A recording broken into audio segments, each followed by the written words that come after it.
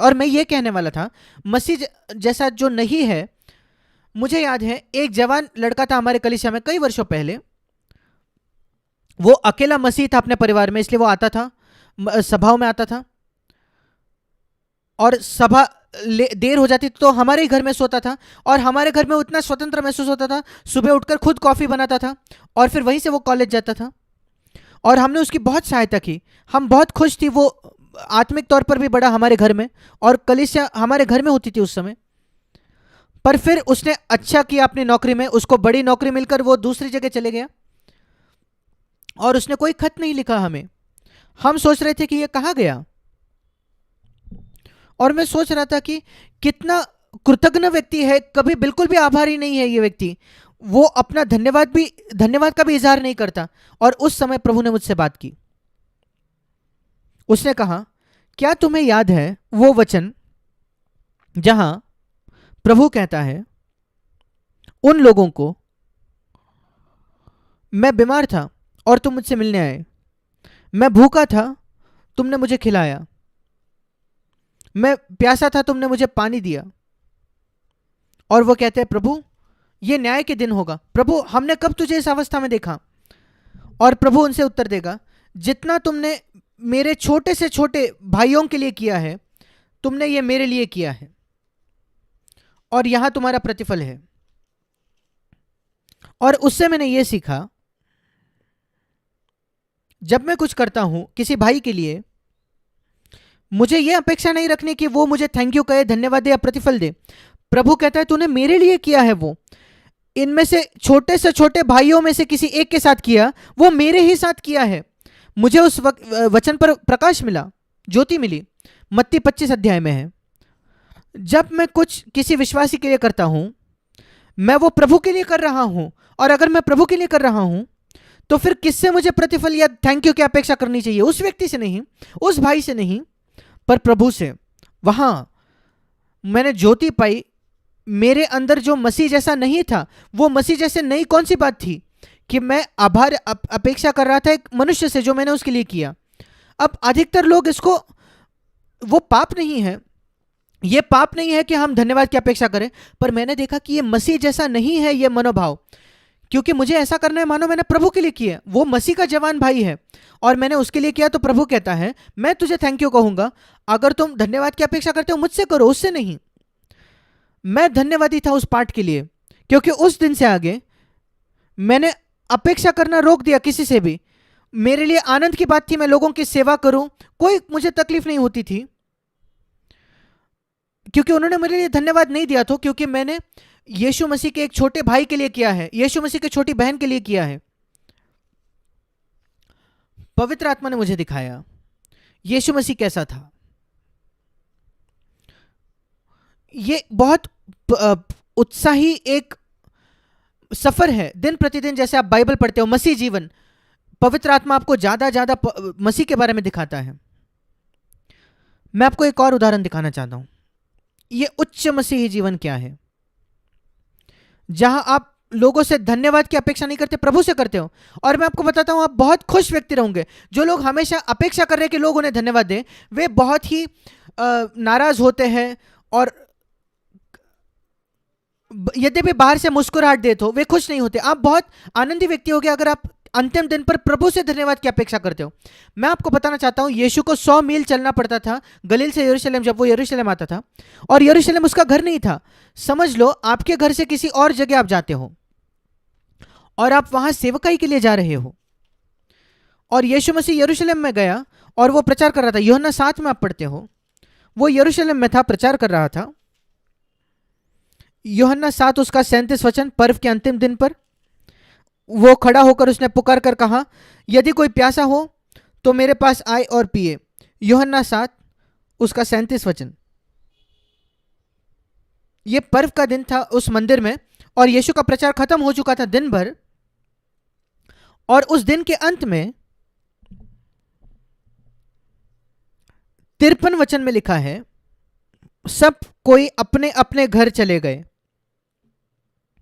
परंतु यीशु जैतून के पहाड़ पर गया। वही वाक्य है, एक ही वाक्य है। दुर्भाग्यपूर्ण वहां अध्याय ने उस वाक्य को अलग कर दिया है। यूहन्ना 7:53, सब कोई अपने अपने घर चले गए परंतु यीशु जैतून के पहाड़ पर गया। यूहन्ना 8:1। इसलिए मैंने इसके बारे में सोचा, जब कभी आप इन अध्याय के बीच में विभाजन को पढ़ते हो, उनको ध्यान मत दो, नजरअंदाज कर दो, क्योंकि वो मनुष्य ने डाला है 300-400 वर्षों पहले हमारी सहायता करने के लिए कि हम वचन को ढूंढ पाए। जो मूल यूहन्ना ने जब लिखा था, यहां कोई विभाजन नहीं था। इसलिए मैंने वहां यह देखा, यीशु जैतून के पहाड़ पर क्यों गया? वो कितना खुश होता अगर कोई शिष्य कहता, हे प्रभु मेरे घर, हमारे घर पर आकर रहो। यीशु कभी नहीं नहीं कहता। मरियम और मार्था हमेशा उनको न्योता देते थे, पर वो अलग शहर में थे, बतनी में।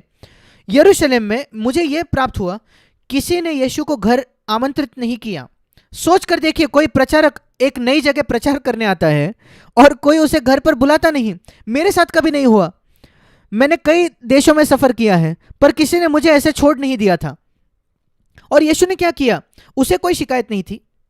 उसने कहा, ठीक है, बारिश नहीं हो रही है, मैं पेड़ के नीचे जाकर सो सकता हूं जैतून के पहाड़ पर। कोई शिकायत नहीं। मैंने कहा, प्रभु मुझे ऐसा बना। कोई किसी से अपेक्षाएं नहीं कि मैं इनकी सेवकाई करने आया हूं और वो मेरी चिंता नहीं करते। नहीं, मुझे सीखने दो, मैं अपनी आप की चिंता करूं बिना किसी शिकायत की। अगले दिन सुबह यूहन्ना 8:2, भोर को वो फिर यीशु मसीह मंदिर में आया और फिर एक बार मंदिर में बैठकर और वो उन्हें उपदेश देने लगा, सिखाने लगा। अब मैं कहता हूं कि आज औसत प्रचारक कैसे शुरुआत करता अगर कोई उसको पहले रात बुलाता नहीं तो। कल रात जब मैं पेड़ के नीचे सो रहा था जैतून के पहाड़ पर, वो पहला वाक्य होता और फिर सब लोगों को लगता, अरे हमने इसको घर बुलाया नहीं कल रात। यीशु ने ऐसा कभी नहीं कहा। उसने कोई भनक भी नहीं लगने दी किसी को कि कोई असुविधा जिसका सामना उसने किया था उनके क्योंकि उनको देखभाल करने की आदत नहीं थी। मैं आपको बताना चाहता हूं, एक प्रचारक होने के नाते मैंने कुछ अद्भुत चीजें सीखी है, जैसे पवित्र आत्मा ने मुझे सिखाई है, दिखाई है। ये उच्च मसीही जीवन जो आपको ऐसे किसी के प्रति, एक मनुष्य के प्रति बिना शिकायत के जीने सिखाता है। आपका जीवन एक निरंतर सदा आनंद का जीवन होता है। केवल तब आप सारी आज्ञाओं को मान सकते हो, उस आज्ञा को पूरा कर सकते हो कि निरंतर आनंद करो 24 घंटे 7 दिन। आप शांति से सो सकोगे रात में। मैं आपको मेरी गवाही देना चाहता हूं। क्या आप कभी ऐसे सोए हो? क्या आप कभी बिस्तर में गए और आपको नींद बहुत कठिनाई से आ रही थी क्योंकि आप करवटें बदल रहे थे सोचते हुए कि किसी ने आपके खिलाफ कुछ किया है या आपके खिलाफ कुछ कहा, और आप करवटें बदल रहे हो, आपको नींद ही नहीं आ रही? यीशु बिल्कुल शांति से सोया और हम बिल्कुल शांति से सो सकते हैं। यह है उच्च मसीही जीवन। यह हमारे स्वास्थ्य के लिए भी अच्छा है। यह उच्च मसीही जीवन, यह एक अद्भुत जीवन है। यह एक अद्भुत जीवन है। कई लोगों की जल्दी मृत्यु हो जाती है क्योंकि वे कड़वाहट रखते हैं, उनको बीमारियां हो जाती है।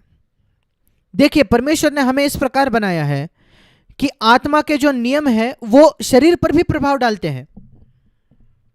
मेरे प्रिय भाई और बहनों, पवित्र आत्मा से मांगे कि वो आपको ऊंचे स्थान पर ले जाए। मैं एक वचन के बारे में सोचता हूं और फिर मैं अंत करूंगा।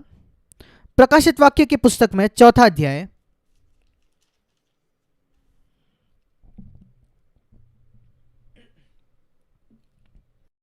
यूहन्ना वो सारी चीजों को देख रहा था पृथ्वी पर कि सारे कलीसियाओं की कितनी बुरी अवस्था है। प्रकाशित वाक्य 2 और 3 अध्याय, अगर आप प्रकाशित वाक्य 2 और 3 अध्याय पढ़ो तो यह बहुत बुरा एक चित्र है कि उनमें से 7 में से 5 कलीसियाओं का बहुत बुरा अवस्था था, बहुत बुरी अवस्था थी। और प्रेरित यूहन्ना था, वो ये देखकर सोच रहा था कि प्रभु ये क्या ही बुरी अवस्था में है ये कलीसिया है। उसको बहुत शोक हुआ होगा, दुख हुआ होगा, और इसलिए प्रभु उसे कहता है 4 अध्याय में, प्रकाशित वाक्य 4 अध्याय 1 वचन, उच्च स्थान पर आ जा, ऊंचे स्थान पर आ जा, यहां ऊपर आ जा और मैं तुझे बातें यहां से दिखाऊंगा। मेरा विश्वास है कि आज प्रभु आपसे और मुझसे यह कह रहा है, ऊपर आ जा, चीजों को स्वर्ग की दृष्टिकोण से देखो। और वही परमेश्वर चाहता है हम में से हर एक के लिए करना। क्योंकि इफिसियों की पत्री, माफ कीजिएगा, कुलुसियों की पत्री उसके 3 अध्याय में लिखा है, कुलुसियों की पत्री 3 अध्याय 1 वचन, अतः जब तुम मसीह के साथ सचमुच जिलाए गए हो तो स्वर्गीय वस्तुओं की खोज में रहो, जहां मसीह विद्यमान है और परमेश्वर की दाहिनी ओर बैठा है। पृथ्वी पर की नहीं परंतु स्वर्गीय वस्तुओं पर ध्यान लगाओ, क्योंकि तुम तो मर गए इस पृथ्वी के जीवन के प्रति, और तुम्हारा जीवन मसीह के साथ परमेश्वर में छिपा हुआ है। इफिसियों 2 में लिखा है कि हम मसीह के साथ पुनरुत्थित किए गए हैं हमारी आत्मा में। हमें इस पृथ्वी के जीवन को जीना है, हमारी आत्मा स्वर्ग में होती हुए जब हमारी पृथ्वी शरीर इस पृथ्वी पर है। यह अविश्वसनीय है पर यह सच है, यह है जीवन। पवित्र आत्मा हमें यह जीवन देना चाहता है, और मैं प्रार्थना करता हूं कि हम सब हमारी सच्ची प्रार्थना बनाएंगे इसको, इस 3 दिन की सभा के परिणाम स्वरूप, कि हम ना केवल सुनेंगे और कुछ जानकारी प्राप्त करेंगे, पर वास्तविकता में एक भूख प्राप्त करेंगे, एक उच्च जीवन के लिए जो आज तक हमने अनुभव किया उससे ऊंचा। भूख और प्यास, यह पहला कदम है हमारे लिए। हम प्रार्थना करेंगे। आइए हम अपने सिरों को झुकाएंगे। कई बातें हैं जो हमने आज सुनी, कोई फर्क नहीं, कोई बात नहीं। अगर आप सब कुछ नहीं याद रख सकते, प्रभु पवित्र आत्मा सही समय पर आपको याद दिलाएगा। पर याद रखिए, केवल पहला वचन जो हमने पढ़ा, 1 यूहन्ना 2:6, अगर आप कहते हो कि आप मसीह में हो तो आपकी बुलाहट है कि आप वैसे ही चले जैसा यीशु चलता था।